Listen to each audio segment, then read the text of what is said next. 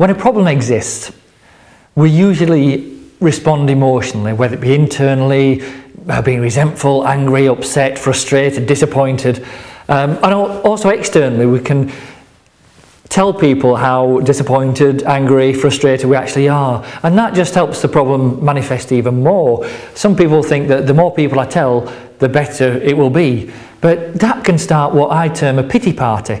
And ultimately, there's no real reason to tell lots and lots of people about a problem when one person could give you some candid guidance, advice and support for you to resolve it.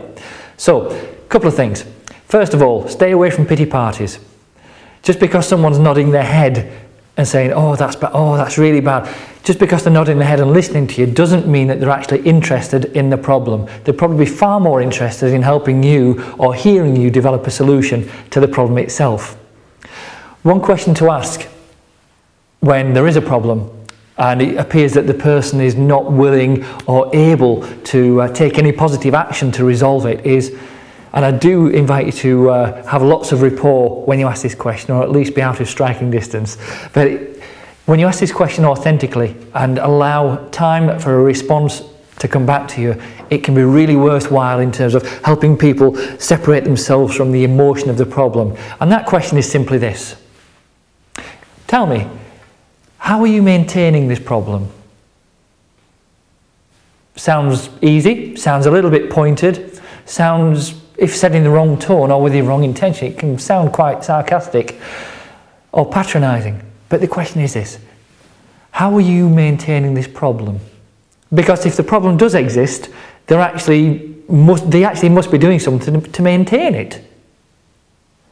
So this question helps them release themselves from the emotion. Well, I'm not doing anything, it's not my fault, it's not my responsibility, it's him, it's her, it's them, it's the weather, it's the economy, it's the stock price, it's everything apart from me. But no, just because the weather's not as nice as you would like, that's got nothing to do with how you choose to communicate, behave, respond. Just because your boss is a little bit peeved, how you respond or deal with a situation is nothing to do with them. It's about taking responsibility and being able to respond with ability to a problem or a situation that needs and possibly deserves some candid solution. So the question is, how are you maintaining the problem? Well, I'm not. It's nothing to... No. Well, what are you not doing that perhaps you could do to resolve this problem and make the situation better? I don't know. If you did know, let's play that their brain is the world's most powerful computer, even though they don't have an owner's manual for it. But they must have a solution. Somewhere in there, it's your role to help them find that solution. Let's pretend that you did know. Act as if you did have a solution. What are two things that could really solve this problem, or at least move it forward? Well, I suppose I could do this, I suppose I could do that. Whilst it may be something confrontational in some people's minds, when you help them understand that they have a role to play in maintaining the problem but also solving the problem, and then ask a good question like, what are two things you could do?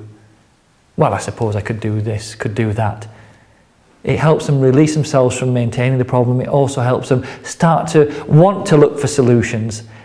And bear in mind that solving the problem is their responsibility, not yours, but there's nothing wrong with being a good friend and a good colleague to help them do that. So the questions are going to come up again at the end of this video. Please think about 3 situations at work where you can actually use this in the next 10 days, and then please use it.